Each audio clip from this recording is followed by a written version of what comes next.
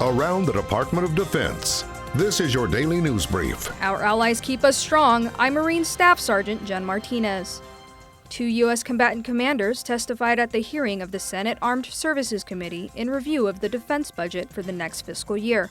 Army General Curtis M. Scaparrotti discussed great power competition as a focus of national and overseas security and the growing terrorism threat in the European region. He also emphasized that the strong relationship between the U.S. and its allies is indispensable in addressing these growing threats. For almost 70 years, NATO has been the cornerstone of Euro-Atlantic security. As NATO adapts to remain relevant and fit for purpose, we will find, as we always have, that every challenge is best addressed as an alliance.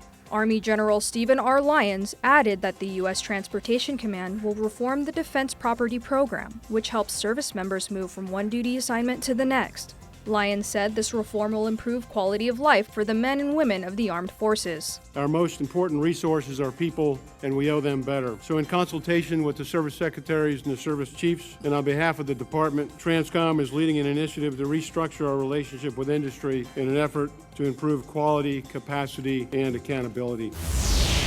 NATO exercise Dynamic Manta is underway in the Mediterranean Sea. This multinational training event equips service members to work effectively with NATO allies to locate adversaries' submarines that may cruise stealthily between the ocean waves.